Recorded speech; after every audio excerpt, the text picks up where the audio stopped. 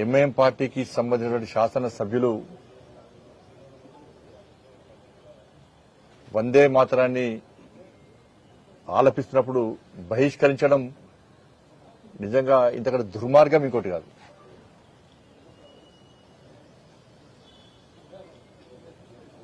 గౌరవ రాష్ట్రపతి గారు, గౌరవ గవర్నర్ గారి యొక్క అధికారిక కార్యక్రమాల్లో వందే మాతర గేయాన్ని ఆలపించడం తప్పనిసరి చేస్తూ రాజ్యాంగాన్ని అనుసరించి కేంద్రము చట్టం చేసిన విషయం వాస్తవం.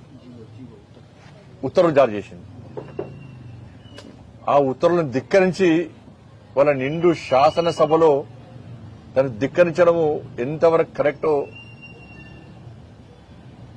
గౌరవ స్పీకర్ గారు ఆలోచించాలి. గౌరవ గవర్నర్ గారు ఉన్నారు, స్పీకర్ గారు ఉన్నారు, ముఖ్యమంత్రి గారు ఉన్నారు, శాసనసభ్యులు ఉన్నారు, అందరు ఉన్నారు.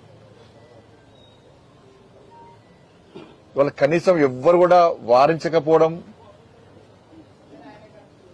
ఇది తప్పు అని చెప్పి వాళ్ళని కనీసం చెప్పకపోవడం, ఇది ఎంతవరకు కరెక్టో శాసనసభ్యులు గౌరవ స్పీకర్ గారు ముఖ్యంగా ఆలోచించాలి. ఎందుకంటే శాసనసభ్యుల మీద చర్యలు తీసుకున్నటువంటి అవకాశం ఎవరికి లేదు. వాళ్ళ కస్టోడియన్ ఎవరు? స్పీకర్కి అధికారం లేదు. ఇప్పటికే ఎమ్మెల్యేల పార్టీ ఫిరాయింపుల వ్యవహారంలో స్పీకర్ గారు తీసుకున్న నిర్ణయం పట్ల ప్రజలందరూ కూడా నవ్వుకుంటున్నారు. ఇదెక్కడ నిర్ణయము? రాష్ట్ర ముఖ్యమంత్రి గారే ఖండోహాలుగా ఆహ్వానించారు. ఆ నాయకులందరూ కూడా కాంగ్రెస్ పార్టీ నాయకులు చెప్పుకుంటున్నారు. అయినప్పుడు కూడా ఒక నాయకుడు అయితే ఒక పార్టీ మీద గెలిచి ఇంకో బీఫామ్ మీద ఎంపీగా పోటీ చేసిందని చెప్పి అన్ని ఆధారాలు ఉన్నప్పుడు కూడా క్లీన్ చిట్ ఇవ్వడంతో స్పీకర్ అనే వ్యవస్థ మీద, శాసనసభ వ్యవస్థ మీద ప్రజలకు నమ్మకం లేకుండా పోయింది. తిరిగి వందే మాతర గేయాన్ని ఆలపించకుండా ఇలా ఎంఏ పార్టీ బహిష్కరించడము, కనీసం ఒక నోటీసు ఇప్పుడు కూడా స్పీకర్ గారికి విషయం తెలుసా? కేంద్రము 2026లో ఉత్తర్వులు ఇచ్చిన విషయం స్పీకర్ గారికి తెలుసా? ఇప్పుడు శాసనసభ సంబంధించి అధికారులు గౌరవ స్పీకర్ గారికి విషయం చెప్పిండ్రా, చెప్పలేదా? వాళ్ళకైనా తెలుసా?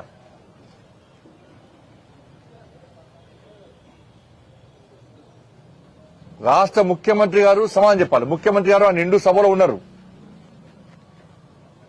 మరి ముఖ్యమంత్రి గారు ఎంఐఎం పార్టీ యొక్క వ్యవహార శైలిని సమర్థిస్తున్నా, వ్యతిరేకిస్తున్నా? వందే మాతరాన్ని ఆలపించడమా, ఆలపించద్దా? మీరు కూడా కేంద్రం ఇచ్చినటువంటి ఉత్తర్వులను గౌరవిస్తారా, గౌరవించారా? ఇది భారతీయ జనతా పార్టీకి సంబంధించినటువంటి విషయం కాదు. ఇది ఈ దేశంలో ఉండాలంటే వందే మాతరాన్ని ఆలపించాల్సిందే. ఈ దేశ పౌరులను భావిస్తే నిజంగా మేము ఇట్లా ప్రభుత్వంలో ఉండేది ఉంటే నెక్స్ట్ అధికారానికి వచ్చేది మేమే. ఎంఐఎం పార్టీ మెడల్ వంచి, గల్లబట్టి మెడల్ వంచి ఇలా వందే మాతర గీతాన్ని పక్క ఆలపించే విధంగా తప్పకుండా చర్యలు తీసుకుంటాం. మేము తెలంగాణ రాష్ట్రంలో ఉన్నటువంటి భారతీయ పౌరులను భావించే ప్రతి వ్యక్తి రాజకీయాలకు అతీతంగా వందే మాతర గీతాన్ని ఆలపించే విధంగా మేము పక్కా చర్యలు తీసుకుంటాం. ఎవరైతే వందే మాతర గీతాన్ని వ్యతిరేకిస్తారో వాడిని లోపడేసి, కటకట లోపడేసి భారతీయత ఏందో, భారతీయత గొప్పతనం ఏందో, భారతీయత దమ్మేందో వాళ్ళు చూపడతాం. మేము మెడలు వంచి బెదిరించి వాళ్ళు ఏం చేయాలో అది చేసి ఇస్తాం. ఇది దమ్మున్నటువంటి పార్టీ, దమ్మున్న ప్రభుత్వం చేసేటువంటి చర్యలు ఇవి.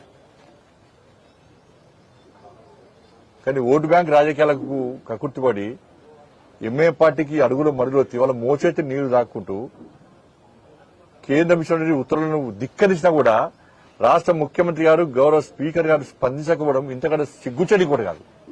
దీన్ని ముఖ్యమంత్రి గారు చెప్పాలి, సమాధానం చెప్పాలి. ఎందుకు సమర్థిస్తారు? ఏ విధంగా సమర్థిస్తారు?